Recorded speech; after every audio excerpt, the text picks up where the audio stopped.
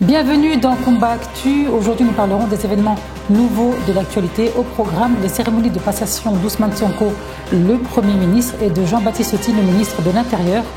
L'accueil des 15 nouveaux stagiaires à l'Ordre national des huissiers. Hier, il s'est passé un phénomène rare et spectaculaire. Il était une fois l'éclipse. Et pour finir, le retour de la Ligue des Champions, le choc des titans. Ce soir, le Real Madrid affronte Manchester City et Arsenal reçoit Bayern Munich. Restez avec nous pour tout savoir sur l'actualité. Combat Actu, c'est tout de suite. Le nouveau Premier ministre Ousmane Sonko, nommé mardi 2 avril, a officiellement pris ses fonctions ce lundi 8 avril au matin lors d'une cérémonie de passation de service sobre avec son prédécesseur Sidiki Kaba. Les deux hommes se sont souhaités bonne chance. Écoutons-les. Servir mon pays et de pouvoir donner la mesure de ce qui peut être à ma disposition et en termes d'expérience. En rencontrant aujourd'hui, dans le cadre d'une passation de service qui est empreinte de sobriété et de solennité, j'ai pu échanger avec le Premier ministre Ousmane Sonko. Je voudrais pouvoir le féliciter, lui souhaiter plein succès dans l'action qu'il aura à mener au profit du Sénégal et des attentes nombreuses qui sont là, et que Dieu le guide dans ce travail exaltant qu'il aura à faire. Je voudrais aussi féliciter le président de la République qui, aujourd'hui, a la charge de mener les destinées du Sénégal, Bassirou Diomaye Diakhar Faye, qui a été élu dès le premier tour le 24 mars 2024. Nous avons eu à le dire, c'est le choix souverain du peuple sénégalais et qui montre la vitalité de cette démocratie dont la trajectoire dynamique a pu se conclure par 3 alternances en 20, mais aussi l'ensemble du peuple sénégalais qui ont permis de mener ce travail-là. Et je dois le dire que je pars avec un sentiment d'avoir fait ma part. Et aujourd'hui, ceux qui ont la responsabilité des destinées de ce pays, je demande aux Tout-Puissants de les aider, de les guider et de les amener à prendre les décisions qui amèneront le Sénégal sur le chemin de la prospérité, du renforcement de la paix, de la concorde nationale, de l'unité nationale, bref, de tout ce qui fait la force de notre pays, son trésor qui est la cohésion nationale. La cérémonie d'aujourd'hui est la matérialisation du choix qui a été porté sur notre modeste personne par son Excellence le Président Bassirou Diomaye Diakhar Faye pour coordonner et impulser l'action du gouvernement. Donc nous sommes venus procéder à la transmission de cette lourde responsabilité entre le Premier ministre sortant, M. Sidiki Kaba, et moi-même. C'est une passation qui s'est passée dans de très bonnes conditions et qui nous permet à partir de cet instant de commencer à exercer la responsabilité qui nous a été confiée. Je remercie M. le ministre donc et toutes ses équipes pour l'accueil, pour la qualité des documents de passation qui ont été élaborés. Je le félicite également pour ces longues années de bons et loyaux services à la tête de l'État, au sommet de l'État en tout cas, et surtout ces longues années de services irréprochables, puisqu'il a eu à exercer dans différents départements ministériels. Et je n'ai pas souvenance qu'il ait été cité dans autre chose qu'une bonne application des consignes, des directives, mais également de la déontologie. Nous le félicitons et nous lui souhaitons une bonne continuation, certainement dans d'autres sphères ou dans d'autres activités. Et en profitons pour dire que c'est le premier acte qui est posé dans la prise en main de l'État. Le deuxième peut-être, puisque le président de la République a été installé la semaine dernière dans ses fonctions de président de la République. Aujourd'hui, c'est le chef de gouvernement. Et dans les prochaines heures et les prochains jours, nous nous attellerons à installer l'ensemble du gouvernement pour que, immédiatement après les fêtes de Korité, les différents départements ministériels puissent être opérationnels. Une autre passation de service a eu lieu. L'ancien ministre de l'Intérieur, Mactar Cissé, a cédé ce lundi le relais à son successeur Jean-Baptiste Tine. Cette cérémonie, dans une ambiance bon enfant, a été l'occasion pour le nouveau ministre de l'Intérieur de rendre hommage à son prédécesseur et d'exprimer sa reconnaissance à son Excellence le président Bassirou Diomaye Faye. Écoutons-le. L'intérieur sortant, Madou Mactar Cissé, mon jeune frère et mon ami, permettez-moi tout d'abord de rendre grâce à Dieu, le maître des destins, qui nous donne aujourd'hui l'occasion d'être présents en ces moments. Je voudrais naturellement adresser mes vifs et chaleureux remerciements à son Excellence, Monsieur le Président de la République, Bassirou Diomaye Faye, qui m'a fait l'honneur et la confiance de me confier la charge très importante, mais aussi exaltante, de ministre de l'Intérieur et de la Sécurité publique.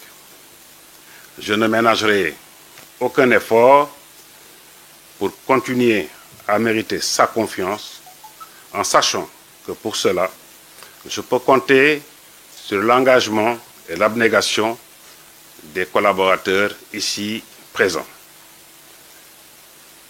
En prenant les rênes du ministère de l'Intérieur, j'hérite d'une institution solide qui a été bâtie dans le long cours par beaucoup de générations de grands commis de l'État, qu'ils trouvent par ma voix l'expression de notre profonde gratitude.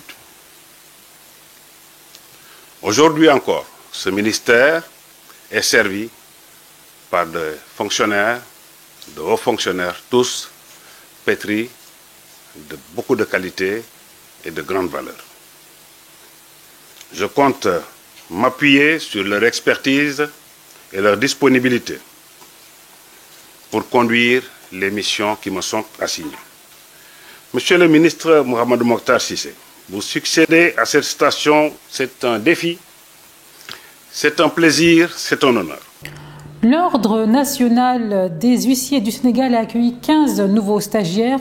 Ces derniers ont prêté serment ce lundi devant la barre de la Cour d'appel de Dakar. Écoutons le secrétaire et le président de l'Ordre national des huissiers. Être fidèle au serment qu'ils viennent de prêter, parce que c'est un moment solennel et en prêtant serment, on s'engage à respecter des valeurs de la profession. Et j'ai dit tout à l'heure que lorsqu'un professionnel prête serment, non seulement il s'engage solennellement à respecter les règles qui gouvernent sa profession, mais il s'engage également envers les pairs et envers la société. Le serment est important pour un huissier de justice parce que c'est le seul acteur à qui la loi donne la possibilité de venir pénétrer chez vous de venir saisir votre bien, de venir vous priver d'un bien cher ou de votre quiétude. Mais il ne le fait pas parce que c'est son bon vouloir, il le fait parce qu'il exécute une décision de justice, il le fait parce qu'il exécute un ordre de la loi. Donc, cette puissance qu'on lui confère, cette puissance-là doit être encadrée. Et c'est ça la raison de la prestation de serment. La prestation de serment nous rassure, nous, citoyens, que si nous n'avons pas d'affaires avec la justice, nous n'aurons pas d'affaires avec un huissier. Mais ça rassure également l'autorité qui l'a investi. Parce que l'huissier de justice est un officier ministériel. La charge ne lui appartient pas, appartient à l'État, qui lui confère des prérogatives de puissance publique. L'État aussi doit être assuré que les prérogatives qu'il a confiées à un huissier seront exécutées conformément aux lois et règlements qui sont mis en valeur. Donc l'huissier doit avoir un comportement irréprochable. J'ai insisté sur le secret professionnel parce qu'ils vont connaître, apprendre des choses lorsqu'ils exécutent. Mais ils ne doivent pas le partager, ils ne doivent pas le diffuser simplement parce que ce sont des choses qu'ils ont reçues dans l'exercice de leurs fonctions et qui ne leur appartiennent pas. Ce recrutement vient encore une fois de plus à point nommé. C'est des jeunes qui ont participé à un concours et qui ont réussi avec brio et qui viennent encore une fois de plus, grossir les rangs. On en avait besoin parce que nous avons un gap dans le nombre, un véritable déficit que nous avions cherché à absorber il y a pratiquement 4 à 5 années, parce qu'en 2017 déjà on avait organisé un autre concours pour lequel on avait 16 admis. On a par la suite également fait des recrutements sur la base de dispositions transitoires pour obtenir là-bas 11. Ça nous faisait en tout 27 huissiers de justice. Ils sont au nombre de 15. Pour les impétrants qui ont prêté serment ce matin, ils sont au nombre de 15. Le secret professionnel est extrêmement important parce que nous ne pouvons pas, vous savez, comme l'a rappelé l'avocat général, c'est Yassine Fall, ainsi que le secrétaire général de l'Ordre des avocats, le serment de l'homme de droit lie l'homme à son propos. On ne peut pas, à l'occasion de l'exercice de nos professions, recueillir des secrets très sensibles et aller en parler en toute liberté dans le public. Ça, c'est défendu. C'est pourquoi d'ailleurs, le président de la Chambre qui a reçu le serment, l'avocat général ainsi que le secrétaire général de l'Ordre des avocats ont vraiment insisté là-dessus. Ça importe beaucoup pour nous, le secret professionnel. Toujours nous allons espérer, parce que c'est une lourde tâche quand même, de pratiquer une profession qui va impacter aussi bien sur la dignité des gens et sur le patrimoine des gens. Donc nous allons nous atteler à bien exercer notre travail, à respecter. La commission d'observation du croissant lunaire s'est réunie ce lundi 8 avril pour observer la Lune. Après avoir recueilli les informations des correspondants nationaux et internationaux, voici le résultat de la commission.